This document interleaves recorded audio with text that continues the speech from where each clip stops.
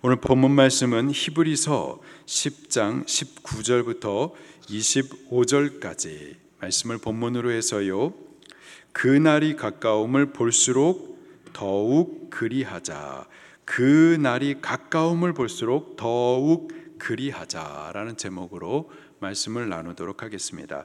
오늘 이 본문 말씀은 그러므로라는 이 단어와 함께 시작합니다. 그러므로, 앞의 내용을 근거로 어떤 결론을 도출할 때 사용하는 접속사이죠. 앞의 내용을 근거로 중요한 권면을 전하고자 하는 겁니다. 앞에 내용들이 어떤 것들이 있었는지 먼저 확인해 보도록 할게요. 10절 말씀해 보니까 이 뜻을 따라 예수 그리스도의 몸을 단번에 들이심으로 말미암아 우리가 거룩함을 얻었노라. 12절 오직 그리스도는 죄를 위하여 한 번의 영원한 제사를 드리시고, 14절 그가 거룩하게 된 자들을 한 번의 제사로 영원히 온전하게 하셨느니라. 17절 그들의 죄와 불법을 다시 기억하지 아니하리라. 그러므로 이 말씀을 근거로 해가지고 우리에게 중요한 권면을 말씀해 주시는데 세 가지입니다. 첫 번째, 그러므로 예수의 피를 힘입자라는 거예요. 두 번째, 그러므로 하나님께 나아가자. 그리고 마지막 세 번째, 그러므로 이 믿음을 굳게 잡자라는 겁니다. 첫 번째로, 그러므로 우리 예수 그리스도의 피를 더욱 힘 입으십시다. 19절 말씀을 같이 읽겠습니다. 시작. 그러므로 형제들아, 우리가 예수의 피를 힘입어 성소에 들어갈 담력을 얻었나니, 성소란 휘장 안쪽에 있는 지성소를 말합니다. 지성소, 지극히 거룩한 장소. 왜? 그곳에 하나님의 법궤가 있기 때문이죠. 하나님의 거룩한 임재가 나타나기 때문에 그렇습니다. 죄인은 그곳에 있을 수가 없어요. 왜냐? 하나님의 거룩하심이 죄를 공격하기 때문이죠. 죄인은 그 자리에서 죽을 수밖에 없습니다. 때문에 하나님께서 죄인이 들어오지 못하도록 휘장을 그 앞에 치셔서 죄인들이 들어오지 못하도록 막으셨습니다. 오직 대제사장이 1년에 딱 한 차례 욤키퍼, 대속죄일날 7월 10일날 자기의 죄 또 백성의 죄 그거 용서해 달라고 피를 들고 지성소 안으로 들어가요. 그리고 그 법궤 뚜껑 속죄소 위에다가 그 피를 7번 뿌리면서 죄를 용서해 달라고 속죄의 제사를 올려드립니다. 만약 하나님께서 그 피를 보시고 그 속죄 제사를 기쁘게 받으시면은 백성의 죄 용서하시고 대제사장의 죄 용서하시고, 대제사장은 속죄소 지성소에서 살아서 나갈 수가 있었던 거죠. 그러나 만약에 하나님께서 그 제사의 흠을 보시고 제사를 기뻐 받으시지 않으신다, 그러면은 백성의 죄는 용서받지 못하는 겁니다. 또 대제사장도 그 죄가 여전히 남아있게 되는 거예요. 지성소 안에서 거룩하신 하나님 앞에서 죄인으로 남았다? 그러면 대제사장 어떻게 되나요? 죽는 겁니다. 때문에 대제사장이 1년에 한 번 이 지성소 안에 들어갈 때에 절대 가벼운 마음으로 편안한 마음으로 들어가는 것이 아니라 두렵고 떨리는 마음으로 들어가는 겁니다. 두렵고 떨리는 마음으로, 하나님 이 피를 보시고 우리의 죄를 용서해 주세요. 두렵고 떨리는 마음으로 이 피를 보시고 우리 죄 사하시고 죽지 않게 해 주세요. 그렇게 두렵고 떨리는 마음을 가지고서 들어갔었다고요. 자, 그런데 예수님께서 우리를 대신해서 십자가 위에서 짐승의 제물이 아니라 자기 자신을 제물로 한 번의 영원한 속죄 제사를 올려주셨어요. 그가 십자가 위에서 피 흘리심으로 그 피의 능력이 있어서 우리의 모든 죄를 한 번에 온전히 영원히 속죄하셨습니다. 때문에 이제는 하나님 앞에서 우리의 죄가 드러날까 다시 두려워하지 않게 된 거예요. 하나님 앞에서 죽을까 두려워하지 않게 된 겁니다. 이제는 하나님 계시는 그 성소에 들어갈 담력을 얻게 된 거예요. 무엇으로 말미암아서요? 예수 그리스도의 피로 말미암아서. 그러므로 우리가 그 예수의 피를 힘입자 권면해 주고 있는 겁니다. 예수의 피에 능력이 있어요. 그 피가 우리의 모든 죄 사하십니다. 우리 과거의 죄, 현재, 미래의 죄까지도 사하세요. 우리는 범죄하고 나서 용서받았음에도 불구하고 과거의 죄를 기억하고 있다고요. 그러나 하나님께서는 다시 기억지 않으세요. 보혈의 능력입니다. 우리는 범죄했는데 그 죄 용서하시고 하나님 앞에 의롭게 서게 해 주십니다. 이게 보혈의 능력이에요. 하나님 앞에 죽지 않고 담대함으로 설 수 있게 해 주세요. 이게 보혈의 능력이에요. 그러므로 우리는 이 보혈의 능력을 힘 입으셔야만 하는 겁니다. 20절 말씀도 같이 읽겠습니다. 시작. 그 길은 우리를 위하여 휘장 가운데로 열어놓으신 새로운 산 길이요 휘장은 곧 그의 육체니라. 예수님께서 자기 자신을 하나님 앞에 속죄 제물로 십자가에 들이셨을 때, 그 육체를 찢어 죽으셨을 때 어떤 큰 사건이, 큰 일이 벌어지는데요. 마태복음 27장 50절과 51절에 이렇게 기록을 해주고 있습니다. 예수께서 다시 크게 소리 지르시고 영혼이 떠나시니라. 그 육체가 찢기시고 죽으시니라. 이에 성소 휘장이 위로부터 아래까지 찢어져 둘이 되고, 예수님께서 그 육체가 찢겨 죽으실 때 성소의 휘장도 위에서부터 아래로 찢어져서 둘로 나뉘어졌어요. 둘로 나뉘어졌다. 그 사이에 길이 열렸다라는 뜻입니다. 그 전에는 우리는 죄인이고 하나님은 거룩하신 분이시고, 하나님의 거룩은 죄인의 죄를 공격하시기 때문에 우리가 하나님 앞에 나가면 죽는단 말이에요. 때문에 나갈 수가 없어요. 나오지 못하도록 하나님께서는 휘장으로 막아 놓으셨다고요. 그 휘장은 정색, 자색, 홍색, 또 흰 배실로 공교히 짜서 그 성소 휘장 바깥쪽에다가 구룹천사의 수 놓았었습니다. 구룹천사, 창세기 3장 24절에 아담과 하와가 하나님 앞에 범죄하죠. 죄인이 되어버렸어요. 거룩하신 하나님과 함께 할 수가 없었습니다. 하나님의 거룩이 그들을 공격할 수밖에 없어요. 그래서 에덴 동산 바깥으로 쫓겨나게 됩니다. 그리고 그들이 생명나무 되신 여호와 하나님 앞으로 다시 들어오지 못하도록 그 길을 막으셨어요. 그 길을 지키게 하셨어요. 누구에게요? 구룹천사에게 그 길을 지키게 하셨습니다. 구룹천사들은 죄인이 하나님 앞으로 나오지 못하도록 지키는 일을 했었다고요. 근데 그 구룹천사를 성소 휘장에다가 새겨 두라 말씀하셨습니다. 무슨 말이냐? 당신들 죄인들은 거룩하신 하나님 앞에 들어갈 수 없어. 못 들어가. 가까이 할 수 없어. 물러서. 그렇게 휘장으로 죄인들이 하나님 앞으로 나오지 못하도록 막아놓으셨단 말이에요. 자, 그런데 예수님께서 우리의 죄 사하실 속죄 제물이 되어서 십자가 위에서 그 육체가 찢기셨을 때 이 막혀진 휘장이 위에서부터 아래로 찢어져서 둘이 되어져서 하나님 앞으로 나아갈 그 막힌 길이 이제는 열리게 된 거예요. 예수님의 피가 하나님 앞에 나아갈 수 있는 길을 열어 놓으신 겁니다. 그러므로 우리에게 권면하시기를 이제 하나님 앞으로 나아가라는 거죠.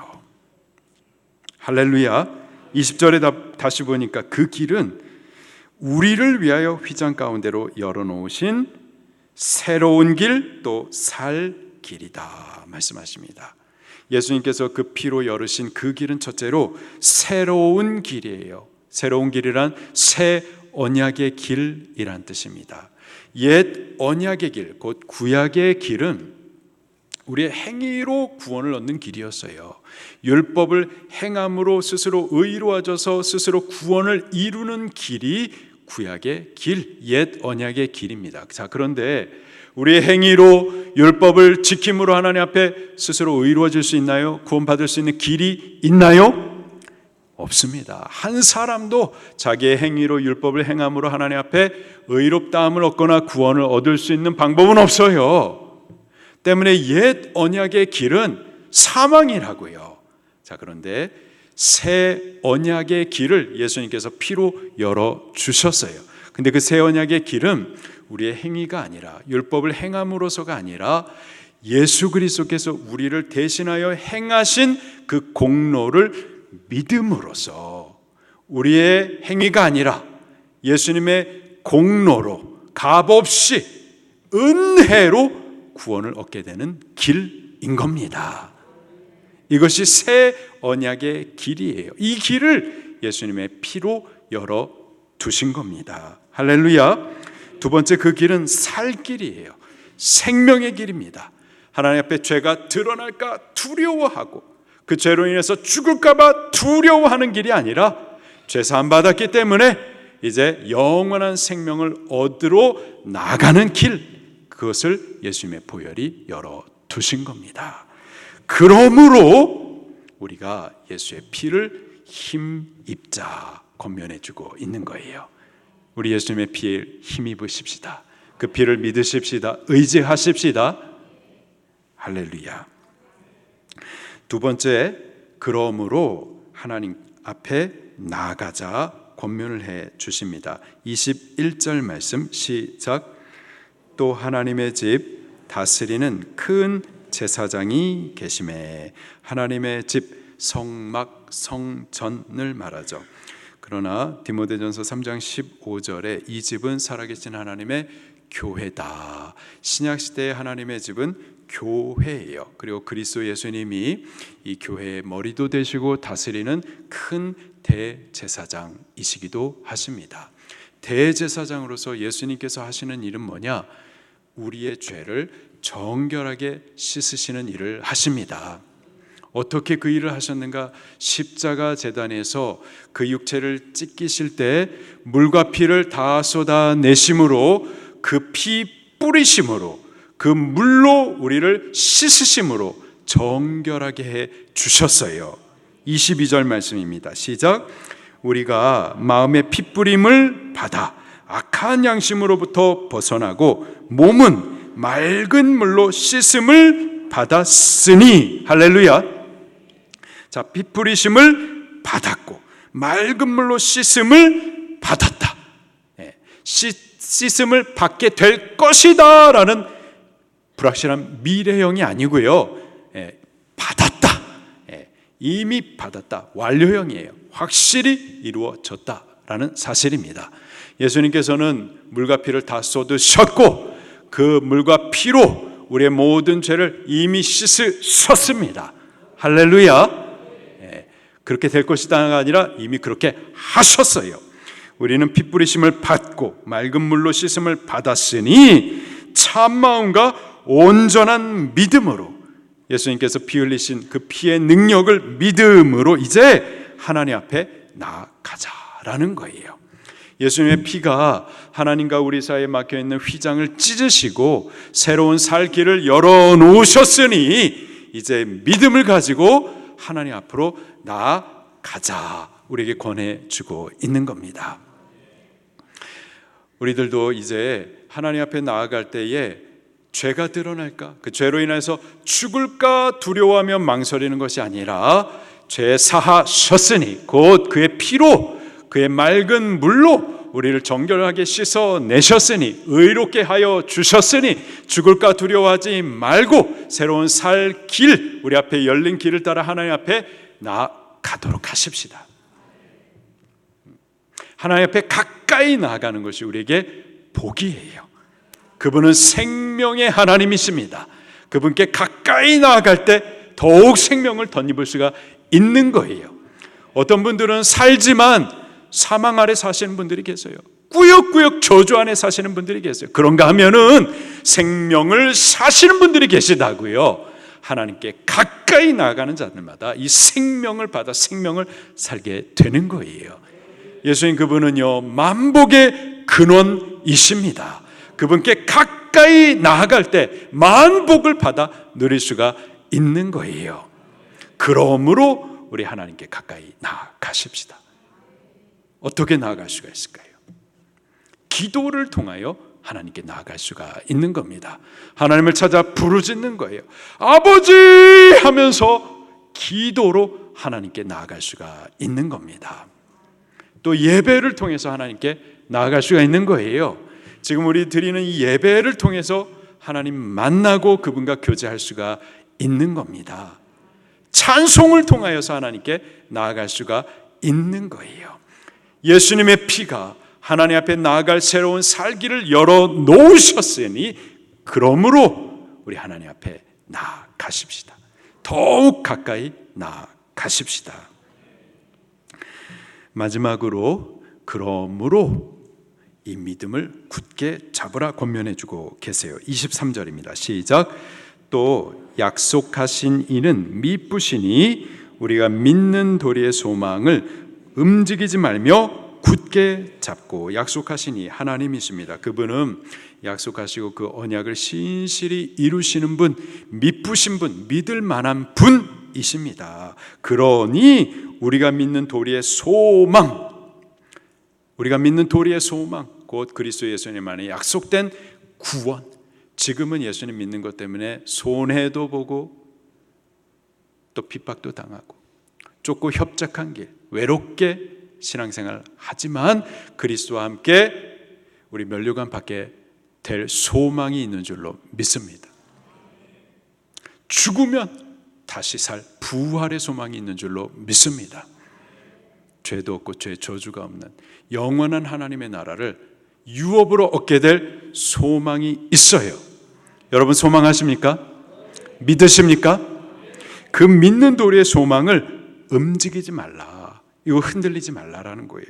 또 굳게 잡으라. 왜 굳게 잡으라고 하실까요? 굳게 안 잡으면은 빼앗길 수도 있는 거예요. 빼앗는 자 마귀가 있습니다. 빼앗는 마귀의 역사가 있어요. 여러 가지 환난, 손해보는 일, 두렵게 함으로 빼앗길 수도 있고, 혹은 죄의 유혹으로 이 세상의 가치로 우리의 눈이 현혹되어서 하나님의 영광보다 땅의 영광에 더욱 빠져서 우리가 지금 붙들고 있는 이 믿음을 빼앗길 수가 있다고요. 권면해 주시기를 우리가 믿는 도리의 소망을 흔들리지 말고 더욱 굳게 잡으라 말씀하십니다. 우리 굳게 잡으십시다. 끝까지 빼앗기지 마십시다. 그러면 우리 혼자서만 이 믿음에 굳게 서 있으면 되는 걸까요? 그렇지 않죠. 우리 서로를 돌아보셔야만 하는 겁니다. 24절 시작. 서로 돌아보아 사랑과 선행을 격려하며. 신앙생활은 나 혼자 하는 것이 아니에요. 하나님께서는 우리를 교회로 불러주셨습니다. 서로 돌아보게 하세요. 서로 돌아보아 격려하며. 무엇을 격려할까요? 사랑과 선행을 격려해 주는 거예요. 하나님 사랑하자고, 우리 서로 뜨겁게 사랑하자고 격려해 주는 겁니다. 여러분 옆 사람 이름을 좀 아시나요? 그분의 상황을 좀 아시나요? 우리 교회 신앙생활 나 혼자 하는 게 아니에요. 하나님하고만 하는 게 아니라 교회와 같이 하셔야 되는 겁니다. 서로를 돌아보셔야 되는 거예요. 서로 사랑하기를 격려해 주셔야만 하는 겁니다. 사랑과 함께 또 선행을 격려하며. 선행이란 단순히 착한 행동만을 말하는 것이 아니라 믿음의 바른 삶을 말하는 겁니다. 우리 예수님을 믿으면은요, 믿음으로 사셔야죠. 믿음으로 사는 게 뭔데요? 우리가 무엇을 믿는데요? 하나님의 말씀을 믿잖아요. 말씀대로 사는 것이 선행이에요. 그것을 격려해 주셔야만 하는 겁니다. 나도 예수님 믿는다고 하면서 뭘 믿는지, 말씀을 믿고 말씀을 따르지 않으면서 나도 예수님 믿는다, 그건 거짓말이에요. 우리 자녀들 찬송 가운데 이런 찬송이 있습니다. 말씀을 듣고 말씀을 믿고 말씀대로 살아요. 말씀을 듣고 말씀을 믿고 그리고 말씀대로 살아야 되는 거예요. 그게 믿음의 삶이에요. 그게 참 바른 신앙의 삶이라고요. 이것을 서로 간에 격려해 주셔야만 하는 거라고요. 하나님의 말씀을 듣지 아니하고 말씀을 믿지 아니하고 말씀대로 안 사는데 내 멋대로 살도록 내버려두는 것은 그거 바르지 않아요. 그렇기 때문에 셀 리더가 자꾸 가르치는 거예요.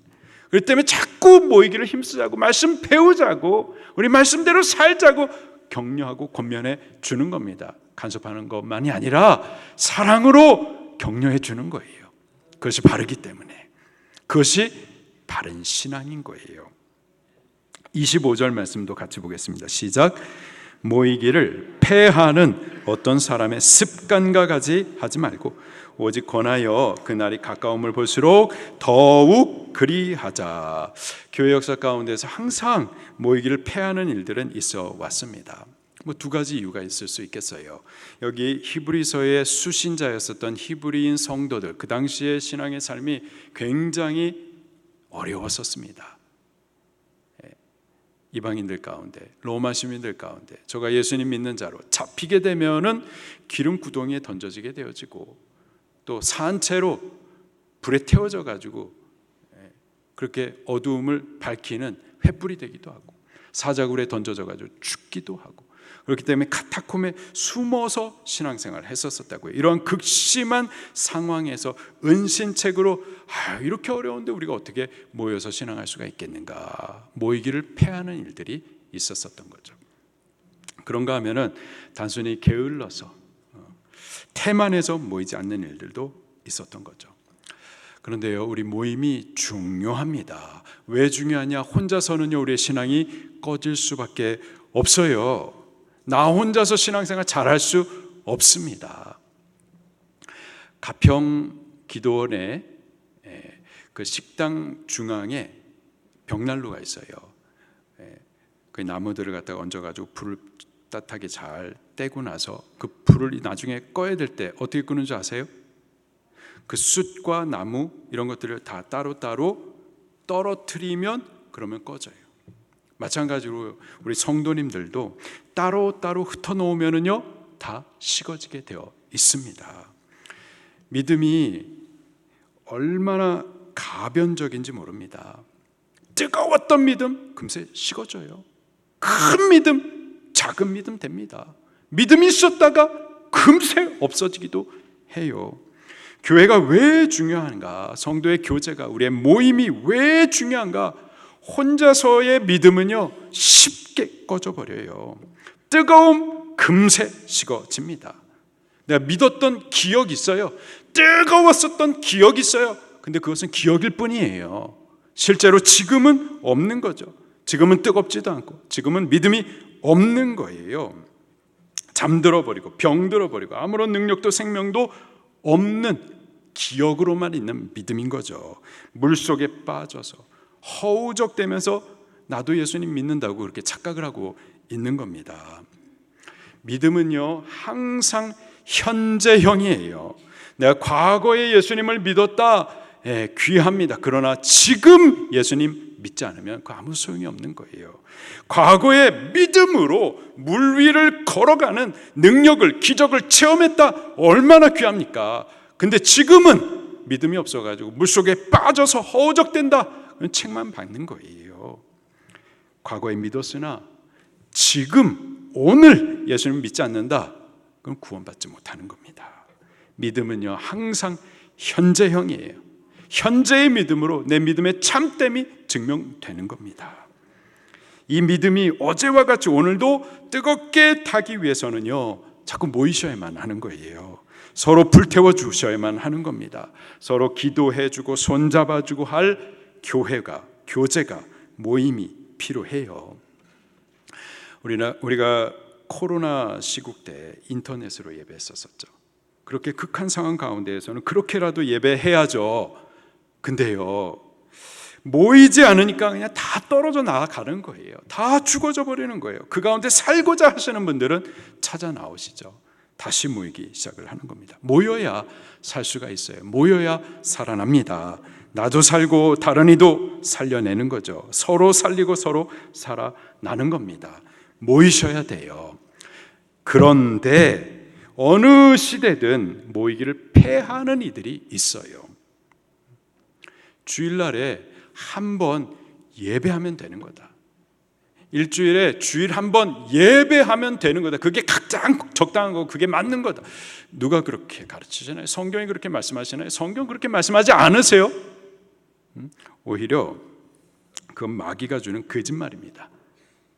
마귀가 주는 거짓말이에요. 거짓말하지 마시란 말이에요.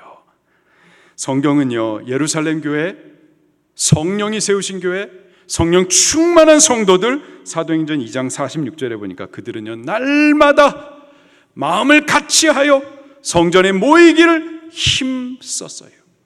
예루살렘 교회, 예수님 십자가 못 박아 죽였었던 동네입니다. 그곳에서 예수님 믿겠다고 성전에 모인다, 그건 죽음을 각오하는 거예요. 그렇기 때문에 힘을 쓴 겁니다. 힘을 써서 날마다 모였었던 거예요. 우리 신앙생활 그렇게 하셔야 됩니다. 그렇게 하지 않으면은 그런 신앙생활 하기 어려운 상황들 가운데서 점점 모이기를 패하면서 신앙도 뺏겨버리게 되는 거라고요. 우리 모이기를 힘쓰십시다. 모여서 자꾸 하나님의 말씀을 배우기도 하고, 모여서 뜨겁게 기도하기도 하고, 흩어져서는 또 예수 그리스도를 전도해 주시는 거죠. 예수 그리스도가 우리의 모든 죄 사하셨습니다. 한 번의 제사로 온전히 영원히 우리를 거룩하게 하셨어요. 하나님 앞으로 나아갈 길들을 열어 두셨습니다. 그러므로 우리 예수님의 피를 힘 입으십시다. 그러므로 예수님께서 열어놓으신 새로운 살 길을 따라서 하나님 앞으로 더욱 가까이 나아가십시다. 그러므로 이 믿음 빼앗기지 말고 끝까지 굳게 주시되, 나도 그리고 내 옆에 있는 사람들도 함께 우리 모여가면서 이 신앙을 끝까지 붙들 수 있기를 예수님 이름으로 축원합니다. 말씀 붙들고 통성으로 기도하시겠습니다.